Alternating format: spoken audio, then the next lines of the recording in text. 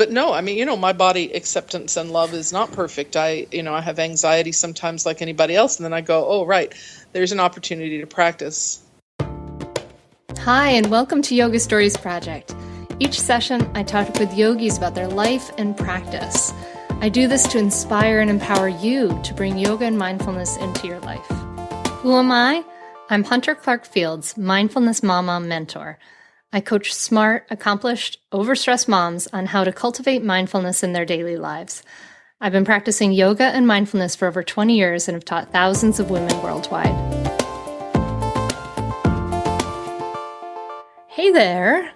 Coming straight to you from Ardencroft, Delaware, is another episode of Yoga Stories Project. Thank you so very much for being here. I'm really glad you're here to listen today, and you make this happen. You listeners are the ones who share the podcast and review it and do all those great things that really help make it grow and go to more listeners. And it's the best way to support this podcast. Actually, while we're on that subject, let me just go ahead and thank right away. I really want to thank Lee and Annie for your 5-star review. Thank you so very much. It's weird because we podcasters are kind of at the mercy of iTunes and Stitcher as when it comes to finding our audience and getting out there, to their algorithm. And the way it works is the more reviews and the more specifically 5-star reviews that people have, then it'll come up more in the algorithm. So it really makes a big difference. Lee and Annie, thank you so, Annie, thank you so very much. I really appreciate it. She said it is authentic, inspiring, and refreshing. Yay! It's so nice. I am so appreciative of that. So if you want to leave a review, and Lee and Annie, if you want to email me at hunter@hunteryoga.com. I am sending out personal thank you notes to everyone who leaves me a review. So what you need to do is just leave your review, and it seems to take a while on iTunes for it to come up. So Debbie, I'm still not seeing it. So I don't know. I'm a little frustrated with the iTunes. But anyway, leave a review on iTunes and then email me, hunter@hunteryoga.com, with your review and your address. And I'm going to send you a personal thank you note because I just appreciate it so much. And it really means a lot to me. It really means a lot to Yoga Stories Project to help keep this going, right? We had a great interview with Leslie Kaminoff last time. Today, I'm doing another interview with Kimberly Dark, and you're going to love her. And I've actually knew her in another context as an artist. We met up in a place where she was a poet and I was a painter, and then we were like, we both do yoga. And she does all this great work. And this conversation is going to really delve into body image and different issues with, curvy yoga and things like that. It's a great interview, and she's a really thoughtful, wonderful, wonderful person. So you're going to love it, I'm sure. Before we dive in, I want to thank my sponsor for this episode, which is me, essentially. It's Present Mama Community. It's my community. It's my peeps. They're my women. It's wonderful. It's this online community where you have these wonderful yoga, meditation practices, and you have conscious parenting lessons. But the real power of this community is that we get on the phone a couple times a month and do live group coaching calls. And because Present Mama Community is relatively small right now, we're growing. It's really easy to get on the phone with me and get lots of personalized time. So it's a really valuable thing. And so I hope you go check out presentmamacommunity.com. And that's another great way to support the podcast is to help that. So, let me see. I can't think of anything else I need to inform you about before we get started. I hope that you are feeling great, feeling wonderful, and are a great place to listen to some awesome yoga conversation. And again, thanks so much for listening. On to this episode.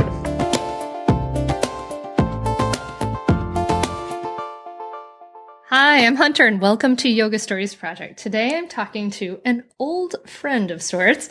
Kimberly Dark is a writer and storyteller whose work has been invited to hundreds of colleges, universities, theaters, festivals, and conferences. She blogs regularly for Decolonizing Yoga and Ms. Magazine, and she's also a founding member of the Yoga and Body Image Coalition leadership team. She also coordinates the yoga program at Kalani, one of Hawaii's largest retreat centers. So welcome to Yoga Stories Project, Kimberly. Thank you, Hunter. And this is so cool that we get to talk this way because I'm just going to fill in the listener on our backstory. Are you good with that? Oh, yes. Okay, so I met Kimberly at the Vermont Studio Center, an artist retreat center, where she was there as a poet, and I was there as a painter with my big old pregnant belly. At least I thought it was huge. And we just became friends there, and we had like no idea until, I don't know, it was like the last day or something that we both had this yoga interest at the same time. So it was very cool. Very cool way to meet you. It was a wonderful way to meet you, and I so appreciated your pregnant chimera art that you were creating at the time. So yeah. But I've still been working on that, and you have been writing poetry and doing a lot of work since then. And I want to get to all that work, Kimberly. But first, I want to ask you, the first kind of question I usually ask my guests is, how did you discover yoga, and where were you in your life at that time? Yeah. So, I've been doing yoga for probably about 25 years now, and I discovered it in the way that I think a lot of people do. My back hurt. So it just was one of those things. Like my son was, about a year old at the time, and I was walking around with a backache all the time, probably from carrying a toddler and, baby. And so I just went to a yoga class with a friend. It was once a week. And, that was back before there were yoga studios on every corner in urban areas. And this was like, in an adult school course in a drafty auditorium that met once a week. And we didn't have yoga mats. We carried around a bunch of blankets just so the concrete floor wouldn't be cold. And it really helped, and I also had that experience of leaving the class feeling kind of blissed out, right? The whole Shavasana thing was working for me. And I didn't really give that a lot of thought before, that, there could be this like expansive relaxation experience as well. But I was surprised by that. And that's really what made me want to move from that experience to a yoga studio, where I could practice more often and with more detailed instruction.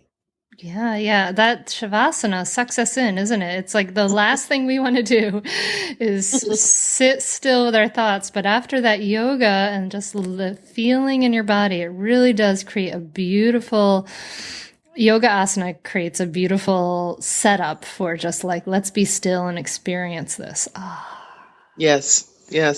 Yeah. I recently had my first experience of feeling like I was floating like away from my body in Shavasana. It was really awesome. That's lovely. It was wild. I was like, whoa, that was the best Shavasana I ever had. Well, cool. So where, at 25 years old, where were you in your life? You were just recently a mom. Were you out in Hawaii at that point and writing poetry? No, well, I was, I was a writer, but I was living in San Diego at the time. And, the task of finding a yoga studio then became, it wasn't as easy as I thought it would be, to be honest, because the first studio that I went to, the teacher sort of gave me the once over and told me that I was not invited to join a group class. And I was so surprised. Wow. And, and she sort of was looking me up and down and said, well, but clearly you have orthopedic difficulties. And so, I'd need to do some private classes with you.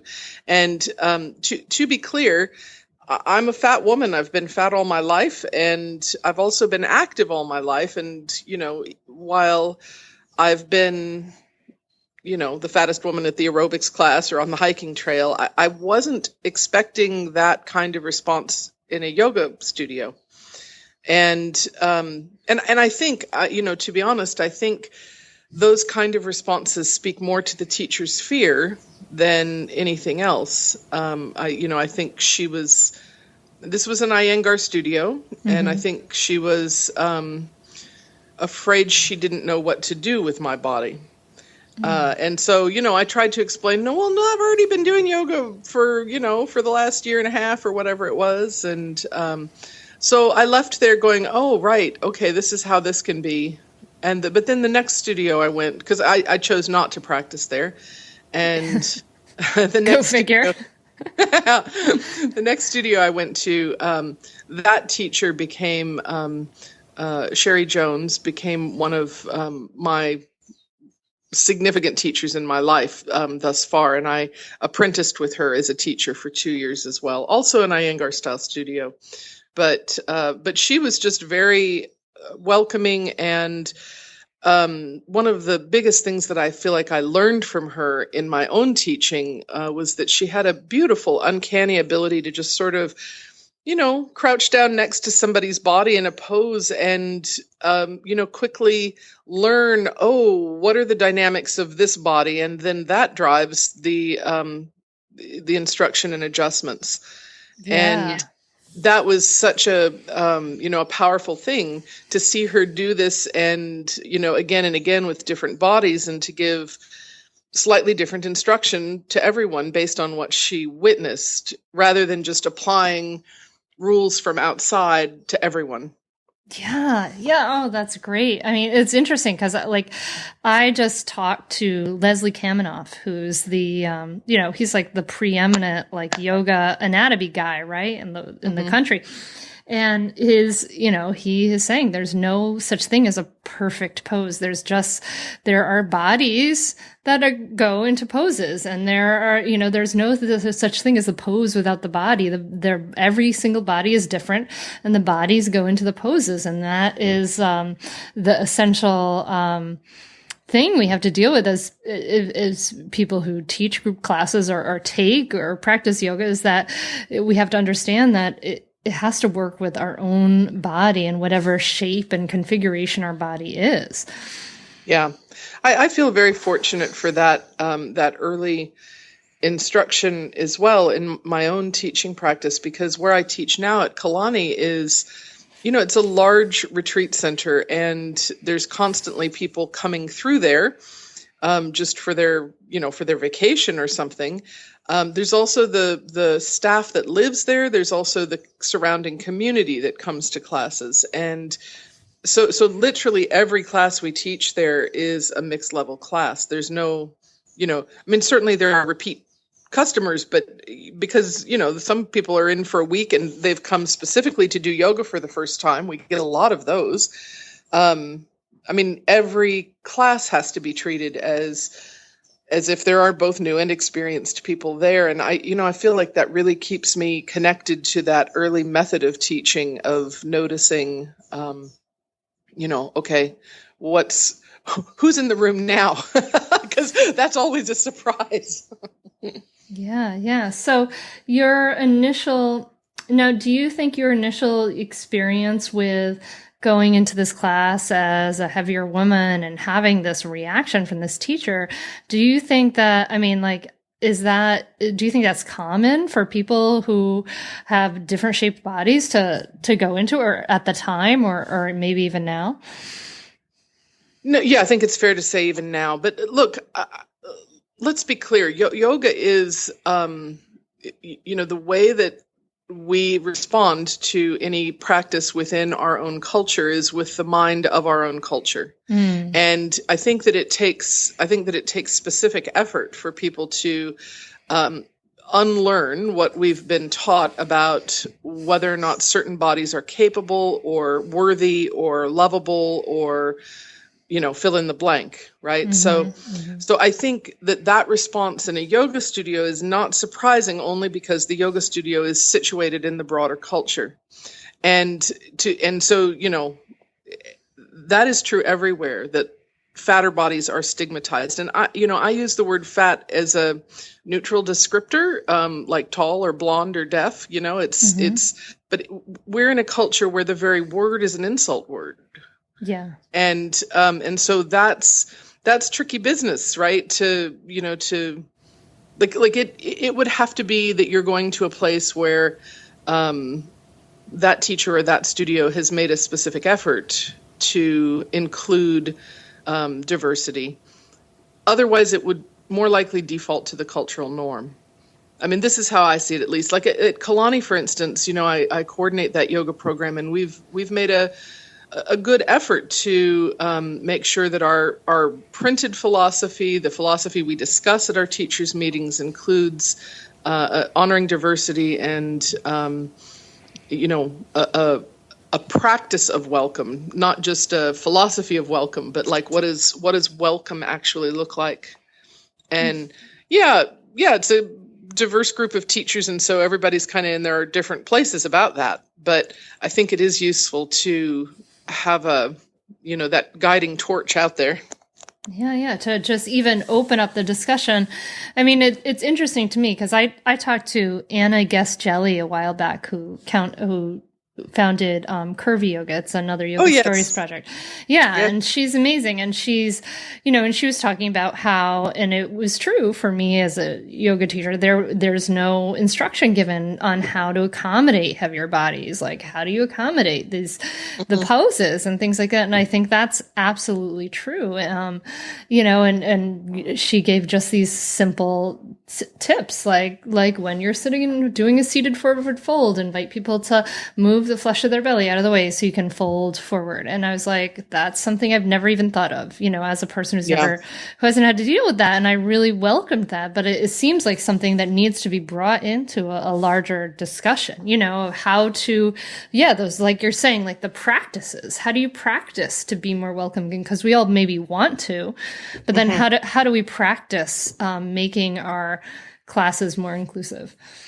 Well, I think there's also the assumptions that we make about certain bodies, and this is why I like that idea of, sort of witnessing each body on its own terms, because, the fact is there are, fat people and thin people that are strong and capable. There are old people and young people that are strong and capable, or weak and fragile, or need additional modifications or don't. And I think sometimes there's an assumption that people need extra help, but you actually can't see, when people just walk in, like it could be the slender young person who actually needs extra help. And if you don't pay attention to the body and the way it moves, then you wouldn't know. I see that a lot where we are here. There's a lot of youthful kind of outdoorsy type people who come through, but that doesn't mean there's not something challenging happening for them in their practice and their bodies. And I think, we just need to be attentive to all of it. Yeah.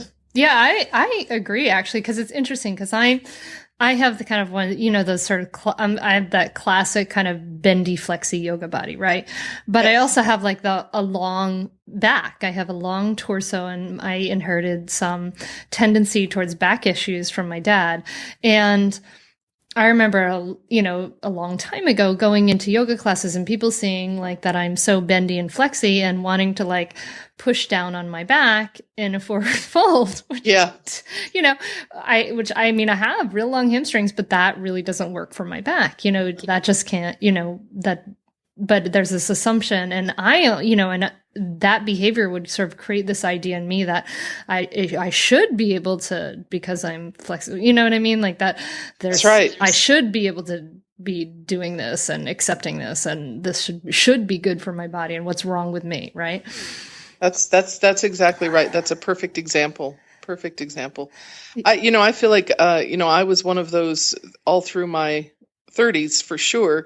That I had a very powerful, strongly aligned, yoga practice. And it was demeaning. It felt demeaning sometimes if I'd go to a new class because, I travel quite a bit for work. And so I've taken a lot of different yoga classes, and it would feel strange to me, when somebody would be treating me as though I needed some kind of assistance getting into downward dog. And I'm like, look, I do 20 downward dogs a day before I even get here. Like, I don't know what you're doing. Like, why are you treating me like I'm, this way? But now that I'm, in my late 40s and I've developed arthritis, and I find it ironic that, even though I've got a long yoga history, it's like sometimes I go to classes and the extra care is actually needed now. I fit the expectation more than I used to. So, it's just, we can't make assumptions about bodies, I suppose, is the bottom line about all of this. We can, as teachers, we can come into a place of conscious witness, which is actually what we're trying to help students do. So it's good for us too. Yeah. And that's interesting. I mean, the assumptions about bodies, but going back to what you said about this idea of being demeaning, being treated as though you need assistance when you're in your 30s because you're a heavy woman. I recently listened to an extremely popular podcast of someone, I won't say his name, but anyway, they were asking this extremely famous person for advice on, his, the eating plan, some slow carb eating plan or something like that. And he said something about overweight people and saying that, like, it came out to me so badly, like that, I would absolutely, try to, help this person, like, reduce their weight through, diet and then exercise, whatever. It was kind of like, because being overweight is so horrible for them, basically, was this idea. And then the very next day, I read in the New York Times and the article from neuroscientists talking about how extremely much the body resists dieting, and how bad dieting is for bodies, and how it actually makes things worse for people, and actually how that people can be of many different weights and be exercise, be healthy, strong, have all those good health indicators, but just be a heavier body, and it's like it's such a pervasive idea. There's strong evidence that dieting is actually what makes people fatter in the long run, because you're depriving, and then the body has to reestablish a set point. And we have, this is well founded. I know which New York Times article you're referring to. But it's true. That's not our common mindset. And I think the piece of the equation that's left out when we talk about fat people and health is the fact that there is stigma attached to a certain appearance that causes one's humanity to be diminished. And therefore there's this sense of like, oh, well, you're kind of messed up, aren't you? You need some help. And, that may or may not be so, but the fact is, whether somebody chooses to eat in a healthy way or exercise and live a healthy lifestyle or not, they're still worthy of human dignity. And I think until we get to that place where, people are accepted as valuable, no matter what their life choices are, then it's much harder to talk about. Because certainly there are people who, I'm one of those. That doesn't make me somehow better. The fact that I eat fairly well and exercise regularly and always have, but it doesn't make me weird either, right? There's people of all shapes and sizes of all kinds of practices. Yeah. So tell me about your work. You are a founding member of the Yoga and Body Image Coalition. So tell me about the coalition and how it started. Yeah. Well, so it started through, you probably know Melanie Klein and Anna Guest-Jelly's edited book, Yoga and Body Image. They put together a collection of stories, and there is a part 2 coming out, which I have an essay in as well.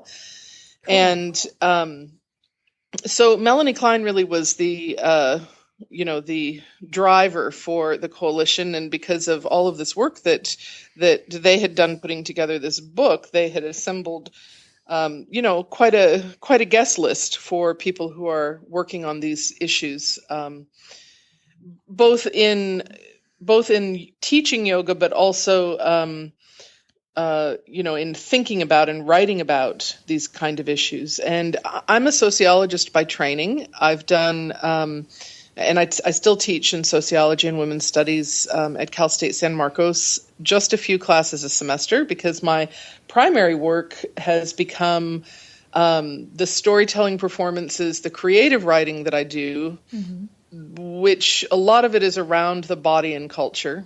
So basically I tell personal stories, right? They're kind of personal essays, memoir style stories about the body that point to larger cultural connections. So that's kind of, and you mentioned how I write for Decolonizing Yoga, and, really thinking about some of these topics. So I think that's how I ended up on the guest list that Melanie had originally put together.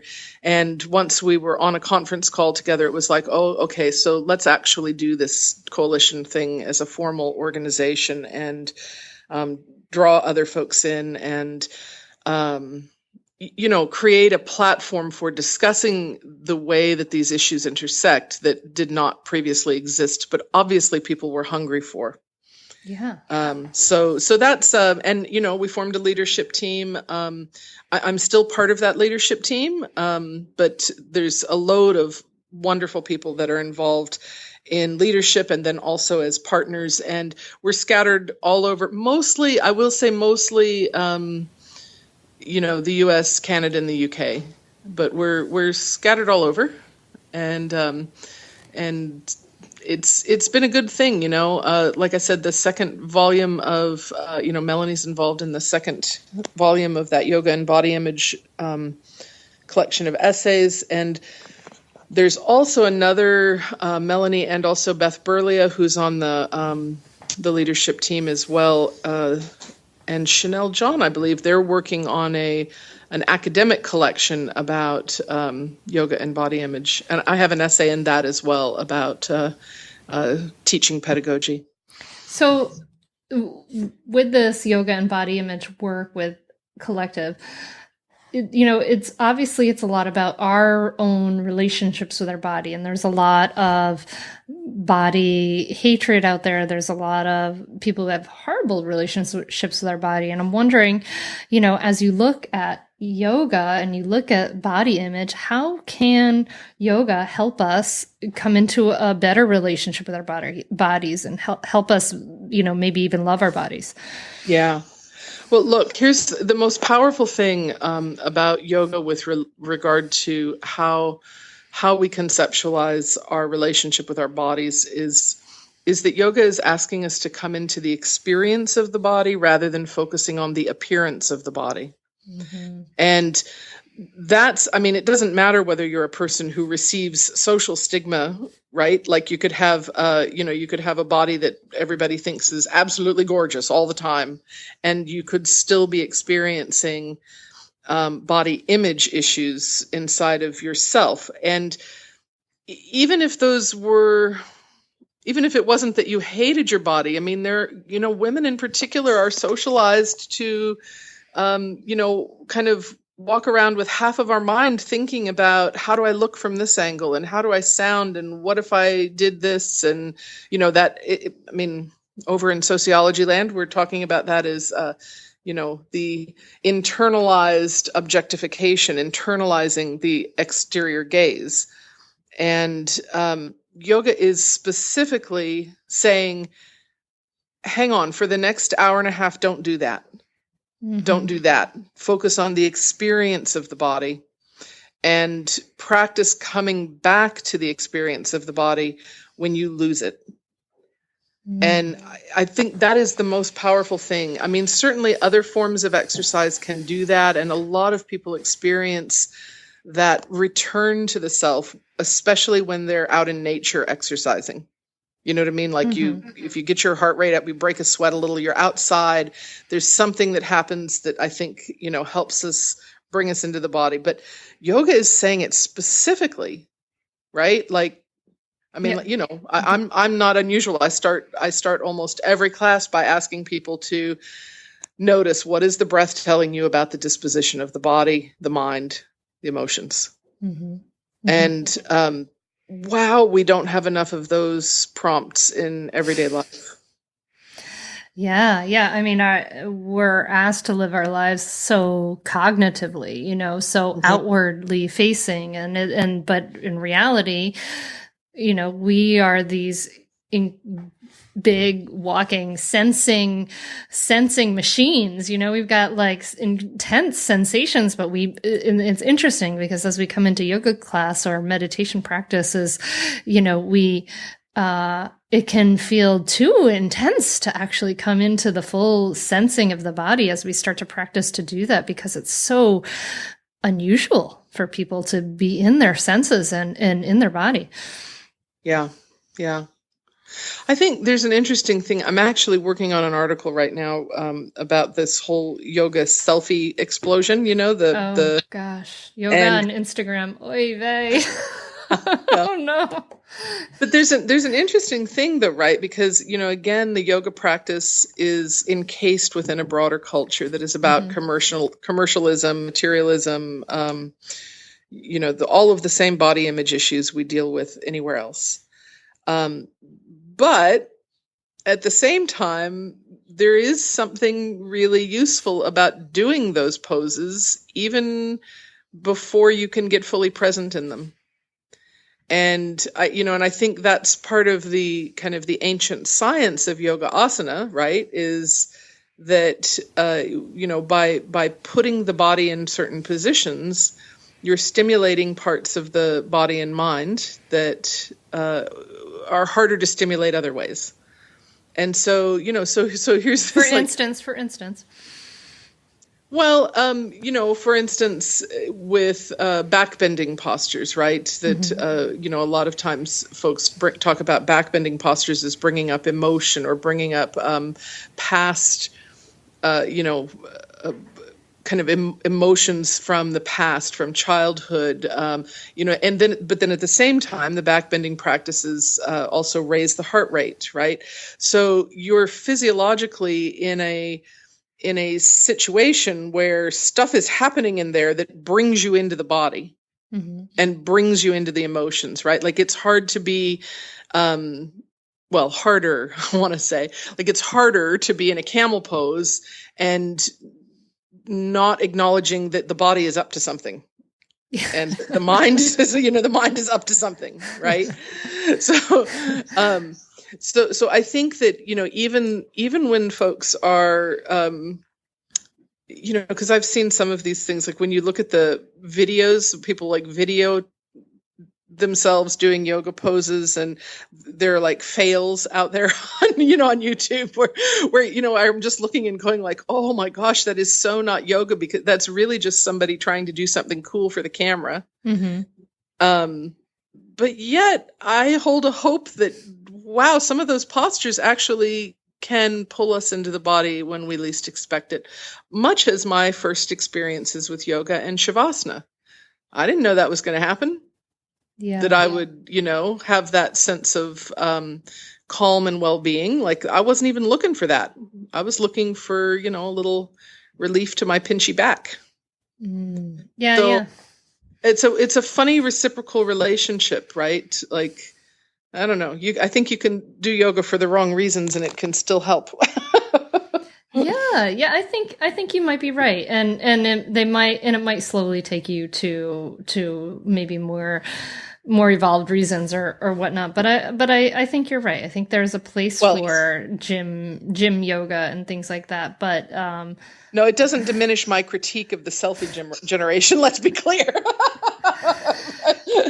Sometimes for me, it's so frustrating. Like I look at that and I think that's like crazy Chinese acrobatics that you'd see in Cirque du Soleil. Like that's not really, it's like, Because the downside of that is that kind of thing, that kind of idea that that's what yoga is, that takes people who have other kinds of bodies and say, well, yoga's not for me. Yeah. Yeah. Well, at the same time, I'm greatly fascinated by folks like Jessamine Stanley, the larger bodied yogis that have just, developed all of these followers on Instagram. And I find that to be quite positive as well, because I think there's a lot of young people in particular that their path is going to be shorter to get to a yoga practice because, if you can see it, you can be it. And I think about, it's interesting, even through the period of my life where my yoga practice was strongest and most impressive to others, there's not one photograph. I mean, not one. And I look at these things now and I go like, right, so this may be a bit of overkill, what's happening on Instagram right now. But for people with larger bodies, it's actually kind of cool because there was a real lack before. It never would have occurred to me to let somebody take a picture of me dressed for yoga. Yeah. And so I think there are, there are young people that are looking at those pictures now and going like, oh, right. So my body doesn't have to look all slender to be able to do this stuff. Let me give it a try. Yeah. Like, cause it's all there. It's all out there. Yeah.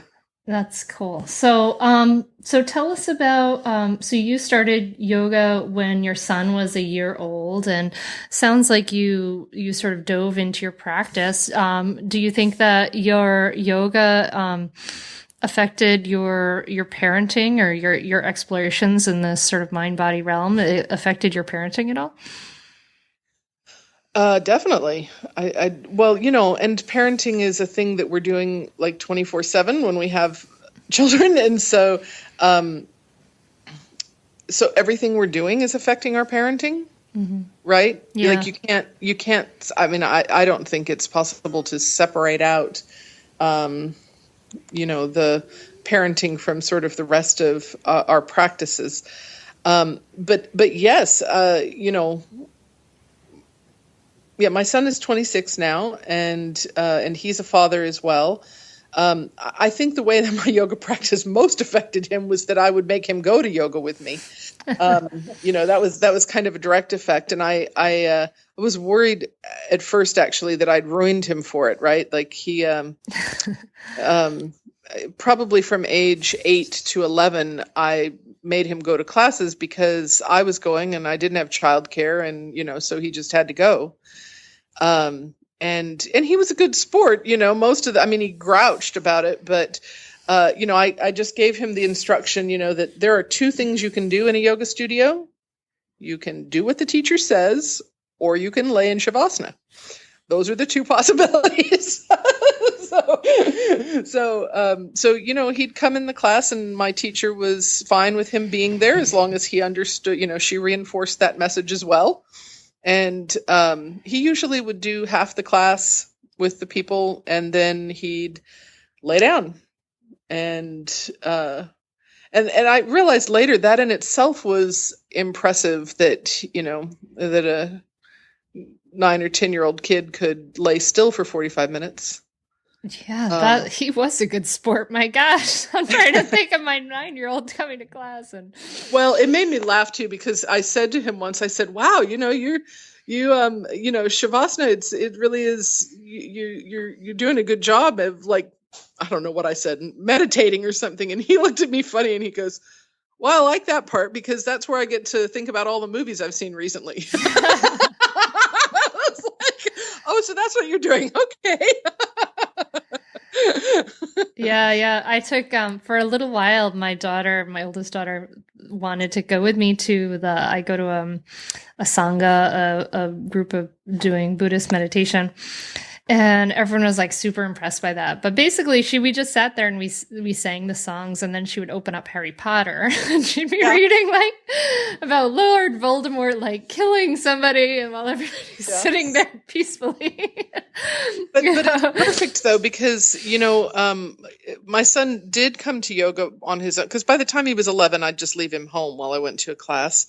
But he did homeschool. We did through a homeschool support program for high school for him, and he had to have some kind of physical activity, and he picked yoga to my great surprise. He was also playing tennis at the time, but no, he wanted yoga to be his specific area of focus, and he did a whole senior project on yoga that included a whole notebook of pictures of him in asanas and the history and all of those things. And so by then he developed, his 17-year-old body was quite powerful and capable. And so that was interesting and surprising. But he said something to me when he was in his 20s. I don't know. I was having a moment where I thought that maybe I should have done more for him with regard to finding like a spiritual community or something. And so I was bothering him about, well, don't you want to try out some kind of, church or community group or something where he was living, going to university. And he sort of stopped me and he goes, Mom, stop bothering me about going to do something. I learned about spirituality the same way everybody else does, by paying attention to what your parents do. And you know what? We do yoga. We go to meditation retreats. That's what we do. And that still is going to be the thing that influences me through my life. I don't need to add something now just because maybe I missed it. I was like, oh, right. You're right. That's, yeah. That's really good. So I think that's the way that, that yoga influences our children, is because it's a thing that we're doing. Yeah. Yeah. It just becomes part of their landscape, right? Yeah, exactly. So it sounds like to me that you have, at least at this point in your life, and it sounds like at certain points in your life, you have a very strong and healthy relationship with your body. Was it always that way? But if it was, do you have advice for people who are struggling with relationship with their body? I guess the first piece of advice is that we're living in a culture where there is a constant barrage on self-worth. Right? That is the job of advertising, is to make us feel we're inadequate so that we buy something. Mm-hmm.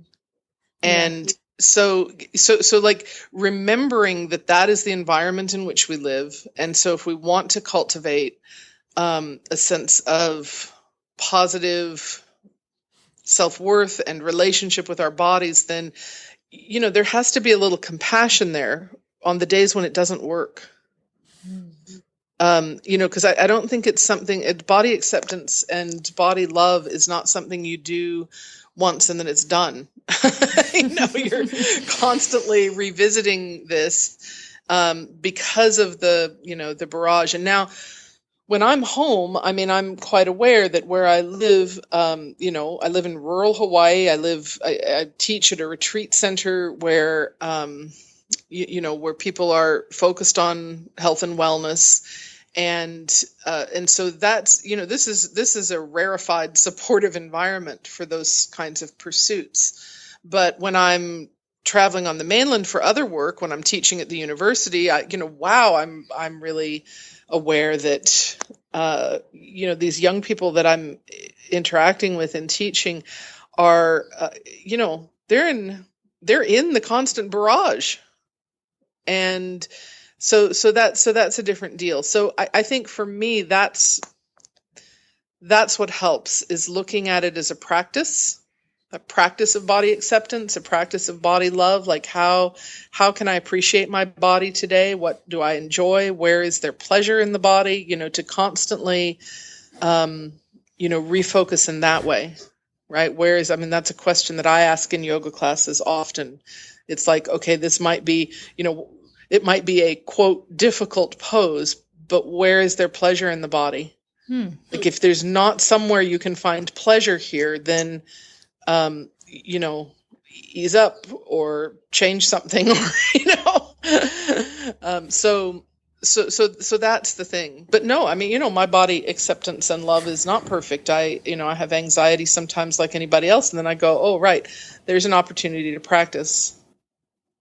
Yeah. Yeah. And you're seeing that anxiety as an opportunity to practice rather than I'm like an irreparably flawed and bad human being. Right. But it's there's an effort sometimes to remember, oh, actually there's another frame on this that is more true than that. I need to have my eyebrows waxed tomorrow before I see anybody else. Yeah. And I think, whatever it is, right? Whatever it is to me. It's funny. And I think about that, like what you said about like, we live in this culture with this constant barrage on our self-worth. And I think that, I go back to like Thich Nhat Hanh teaches that, we take in nutriments, right? We take in nutriments from what we eat, but we also take in nutriments from what we watch, what we read, what conversations we have.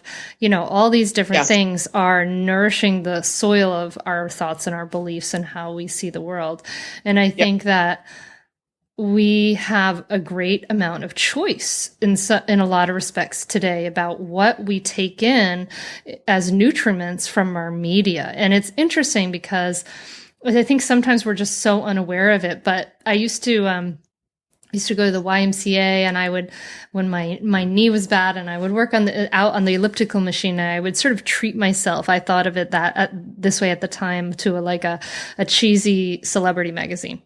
And I realized, like, as I was looking at these, like, because I had been practicing mindfulness for a while, like, I could see the thoughts come up as they come up, like, oh, these negative thoughts about my body. Oh, I should go buy some red lipstick. Like, I could see these thoughts coming up, and it goes right back to that idea of, like, I was taking that in as nutriment, That's exactly it.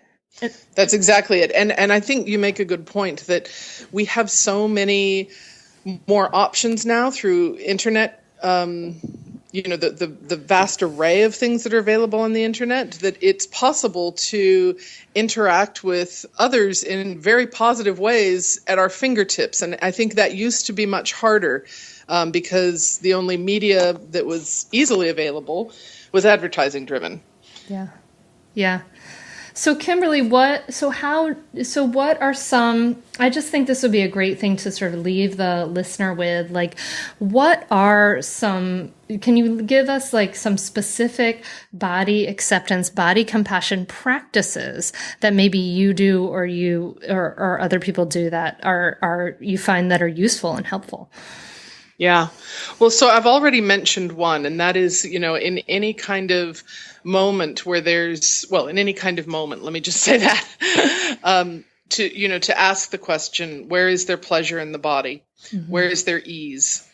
And that's a practice that is really helpful because, if you can identify something, even if it's just a cool breeze on your skin or, there's a foothold to find other pleasure, right? So there's a foothold there.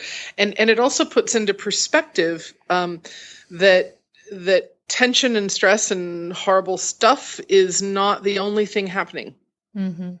right? That it's possible to have both.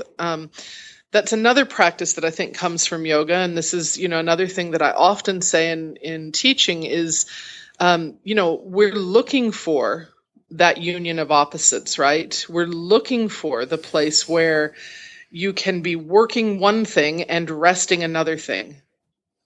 And, I think that's a very valuable piece of practice as well, to be able to say, okay, I feel stress about this, right? But what else do I not feel stress about? What else can relax, And so kind of bringing in, so saying, like, for instance, like maybe I'm feeling stress or I'm feeling shame or sadness about X, but to bring in the idea of the yoga union of opposites.